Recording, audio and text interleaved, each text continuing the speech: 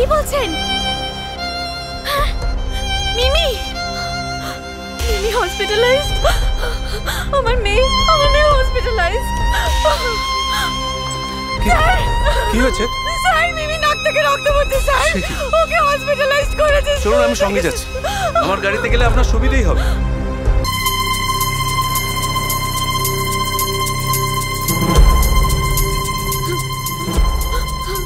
Sir আপনি Mrs বৈশাখী? ও আপনার মেয়ের হঠাৎ নাক দিয়ে মুখ দিয়ে রক্ত পড়ছে। আমরা তাড়াহুড়ো করে এমার্জেন্সিতে ভর্তি করে দিয়েছিলাম। অনেকগুলো টেস্ট হয়ে গেছে, এখন কেবিনে শিফট করা হয়েছে। চলুন। কত পেলে? ম্যাম 90/60। ঠিক আছে, এটা লিখে রাখো। Okay ma'am. আর তুমি ওকে একটু অবজারভেশনসে ওকে। রেখো। আমার মনে হয় স্ক্যান রিপোর্টগুলো এতক্ষণ এসে গেছে। আমি বাকি রিপোর্টগুলো দেখে আরেকবার আসছি। Okay ma'am, sure. রাইট।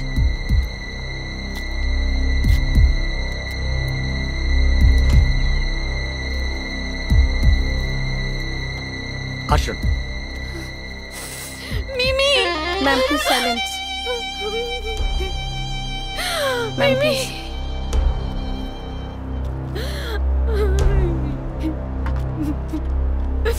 মিমি মিমি ঠিক হয়ে যাবে, ঠিক হয়ে যাবে। আপনি দেখবেন মিমি ঠিক হয়ে যাবে। Mrs Baishakhi, you are lucky enough যে আপনি এরকম একটা হসপিটালে এসে পৌঁছেছেন। জেনারেলি এরকম ধরনের একটা রিপোর্ট পেতে আমাদের প্রায় অনেক দিন সময় লাগে, কিন্তু এখানে আমি 2-3 ঘন্টার মধ্যে হাতে পেয়ে গেছি। Another good thing is that আমি এই সাবজেক্টের উপরেই কাজ করি। আমি জাস্ট 1 মাস হলো বিদেশ থেকে ফিরে এসেছি। ওয়েল, এটা একটা রেয়ার কেস, কিন্তু রিমেম্বার এতে ভয় পাওয়ার কিছু নেই। এই ট্রিটমেন্ট আছে, আমাদের ভাষায় এটাকে বলে অ্যাপ্লাস্টিক অ্যানিমিয়া। অর্থাৎ আমাদের বোন ম্যারো থেকে রক্তের কোষ তৈরি হয়, কিন্তু আপনার মেয়ের বোন ম্যারো কাজ করছে না, যার ফলে ওর দেহের রক্তের পরিমাণ কমে যাচ্ছে। এর একটাই ট্রিটমেন্ট হতে পারে বোন ম্যারো ট্রান্সপ্লান্টেশন। আচ্ছা। অর্থাৎ দেহের খারাপ বোন ম্যারো বার করে দিয়ে ভালো বোন ম্যারো ওর শরীরে ঢুকিয়ে দিতে হবে। এটা কি কোনো অপারেশন? ইয়েস, এটা একটা অপারেশন। এখানেই একটা সমস্যা রয়েছে, আমাদের দেশে এই অপারেশন সবে শুরু হয়েছে। বড়দের ক্ষেত্রে সেরকম সাকসেস রেট পাওয়া গেলেও ছোটদের ক্ষেত্রে সেরকম সাকসেস পাওয়া যায়নি। আপনি সব থেকে ভালো রেজাল্ট পাবেন যদি আপনি ওকে বাইরে কোথাও নিয়ে যেতে পারেন। বাইরে বলতে আপনি কোথায় বলতে চাইছেন?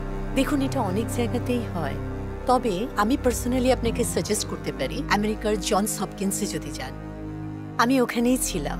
আমার স্যারই অপারেশন করবেন, এবং সেখানে আপনি যদি যেতে চান আমি তার পার্সোনালি ব্যবস্থা করে দিতে পারবো। তবে তো খুব এক্সপেন্সিভ হবে। Yes, it is expensive. আপনি কাইন্ডলি যদি এস্টিমেটটা বলেন। দেখুন, রিসেন্টলি এক ভদ্রলোক ওখানে ট্রিটমেন্ট করে এদেশে ফিরে এসেছেন। ওনার যাওয়া আসা এবং টোটাল ট্রিটমেন্ট নিয়ে অ্যারাউন্ড 30 লাখ মতো খরচ পড়েছে। 30 লাখ? 30 লক্ষ টাকা? স্যার। ও আপনি বসুন বসুন, আপনার কথা দরকারে এসেছিলাম। হ্যাঁ শুনছি সে কথা, কিন্তু টাকার ব্যবস্থা কি হলো বলুন তো? অ্যারেঞ্জমেন্ট কিছু হলো? দুশ্চিন্তায় তো ঘুমোননি মনে হচ্ছে। একটা কফি বলি? Looking very tired. আসলে কি হলো সেটাই তো জানতে চাইছি। টাকার কোনো ব্যবস্থা হয়েছে? সেই ব্যাপারেই কথা বলতে এসেছি স্যার। আমাকে অফিস থেকে লোনের ব্যবস্থা করে দিতে পারবেন? আসলে আমার বলতেও খুব খারাপ লাগছে, কিন্তু স্যার আমার আর কোনো উপায় নেই। কত টাকা? আর 25 লক্ষ টাকার মতো। আমি গয়না জমানো কিছু টাকা দিয়ে 4.5 লাখ মতো অ্যারেঞ্জ করতে পেরেছি। দেখুন, অফিস তো আপনাকে এতগুলো টাকা দেবে না। তাহলে? আপনার চাকরিটা নতুন, পার্মানেন্ট হয়নি। আমি পার্সোনালি আপনাকে কিছু টাকা দিতে পারি। থ্যাংক ইউ স্যার, খুব উপকার হয়। আপনার তো ছুটির দরকার। হ্যাঁ, আমি বলে দিচ্ছি, সমস্যা হবে না। কি বলে যে আপনাকে ধন্যবাদ জানাবো জানি না। বৈশাখী, যদি কিছু মনে না করো, আমি যদি তোমার কাছে কিছু চাই। বলুন স্যার।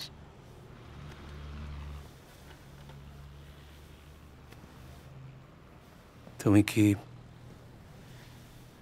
আমাকে খারাপ লোক ভাববে? কি স্যার? ভালোবাসা। বৈশাখী, আমি তোমার কাছে ভালোবাসা চাই। দেখো, আমার জীবনে সব আছে, টাকা, ক্ষমতা, প্রতিপত্তি সব নেই, শুধু ভালোবাসা। আমি আমি খুব একা, একটা নিঃসঙ্গ মানুষ। আমার কি ইচ্ছে হয় জানো তো, তোমাকে নিয়ে অনেক দূরে চলে যাই আর আর সেখানে গিয়ে আমার ভেতরে যা আছে সব উজাড় করে আমি তোমার কাছে। আমি আমি অনেকবার চেষ্টা করেছি, কিন্তু আমি তোমাকে টাকা দিচ্ছি বলে কিছু দাবি করছি,